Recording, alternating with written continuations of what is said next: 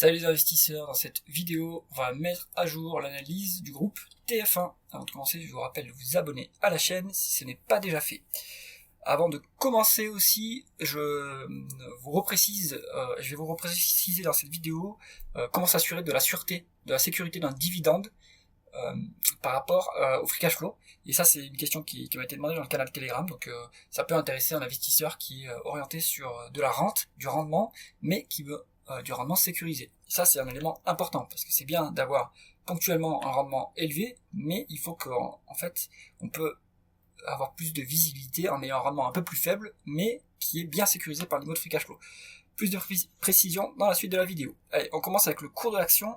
Donc TF1, on est sur un cours qui est plat depuis 2017, on va dire. Il n'y a plus de croissance dans cette industrie, et donc pour cette entreprise non plus, il n'y a plus de croissance, donc on va être plutôt dans une phase de retour de rendu du cash aux actionnaires, plutôt que dans une phase de croissance. On regarde d'ailleurs l'évolution de la croissance.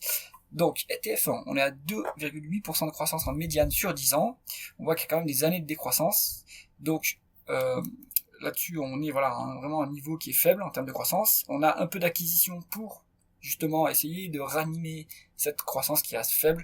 2024 est soldé par 2,6% de croissance, mais ça vient à mon avis surtout des acquisitions et pas de la croissance organique.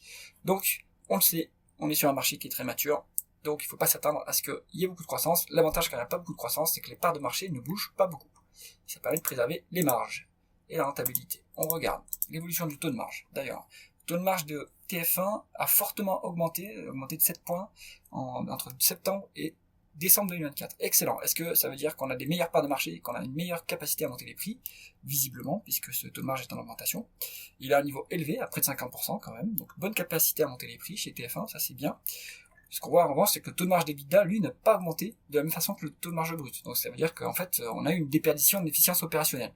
Alors, moi je vais être quand même un peu sceptique. Quand je vois une forte augmentation comme ça, peut-être qu'il y a un problème côté Coifin dans ce calcul.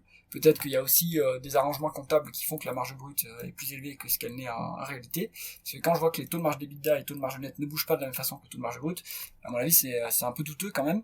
À vérifier donc du coup dans la dernière publication. Le taux de marge d'EBITDA, lui, en tout cas, ce qui est positif, c'est qu'il est stable sur la période, autour des 14%, donc ça, c'est pas mal. Et le taux de marge net, lui, est en augmentation par rapport au taux de marge d'EBITDA, donc on arrive à avoir une meilleure efficience financière en termes de taux d'intérêt qu'on va payer, et fiscal, éventuellement, ça va vérifier en fonction de là où on paye ses impôts. Donc le taux de marge net à 8,5%, ça reste correct. Maintenant, M6 a un taux de marge net plus élevé, à 10%. Donc TF1 a peut-être de quoi améliorer ses marges par rapport à M6, vu que TF1 est le leader du marché quand même. Bon, ce qu'on voit ici, c'est qu'on est sur une entreprise qui est correctement gérée. On va continuer avec la conversion des bénéfices nets en free cash flow. Donc, on s'attend à ce que les free cash flow soient plus élevés que les bénéfices nets sur cette entreprise et sur ce marché, sur cette industrie, parce que les dépenses en capital sont moins élevées que les dépréciations et amortissements. Eh bien non, c'est pas le cas. Alors là, ça va être intéressant à analyser. On est donc sur le free cash flow plus élevé que les bénéfices nets.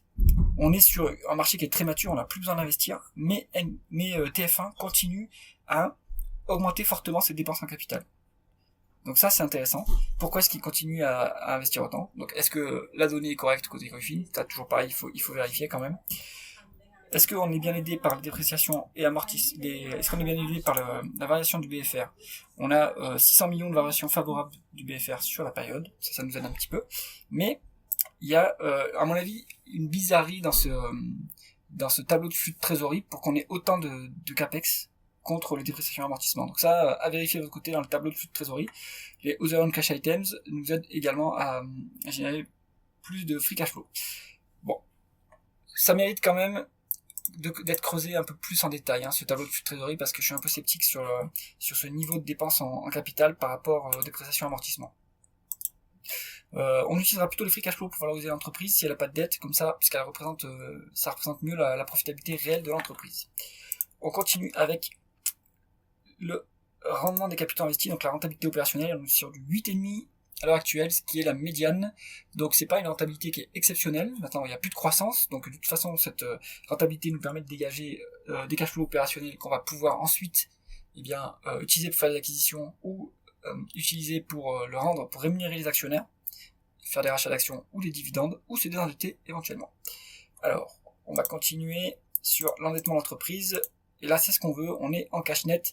Eh bien, on est sur un secteur et une entreprise qui sont très matures, on n'a plus besoin d'investir, donc il n'y a pas de raison qu'on soit endetté, surtout que si on se prend une année de décroissance, ça va être très dur de générer des cash flows opérationnels pour rembourser la dette. Donc là c'est très sain, il y a la trésorerie nette pour pouvoir payer le dividende, et c'est ce qu'on va regarder tout de suite. Quel est le niveau de dividende et est-ce qu'il y a des rachats d'actions sur cette entreprise? On est sur un dividende de 116 millions. Sur un free cash flow de 161 millions. Alors le dividende, il représente à la louche entre 6 et 7% de rendement. Donc ça c'est intéressant. Ce dividende, est-ce qu'il est sécurisé? C'est là que je vais repréciser comment est-ce qu'on juge si un dividende est sécurisé.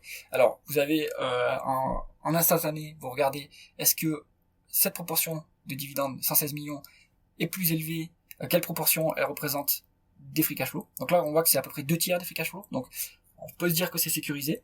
Et si vous voulez être encore plus conservateur, vous vous mettez sur la période récente, vous prenez le dividende qui est payé en médian sur la période récente. Alors si le dividende est en augmentation, vous prenez la dernière valeur du dividende, donc là les 116 millions, et vous normalisez les free cash flow sur une période récente. Donc là on va dire 3 ans.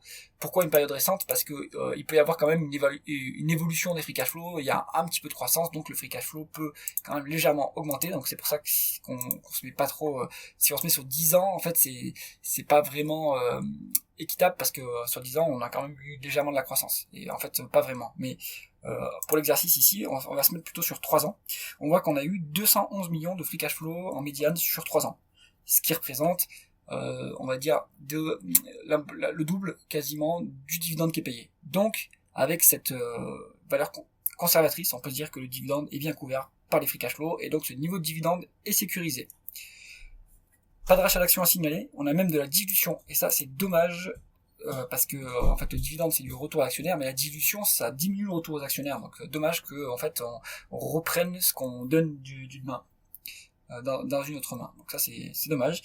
Donc quand il nous calcule un rendement d'actionnaire qui est à 4,3%, on est sur un rendement d'actionnaire qui est à 8,9% si on exclut la dette, le désendettement, donc ça c'est plutôt cette valeur là qu'il faut prendre en considération quand on va être actionnaire de TF1.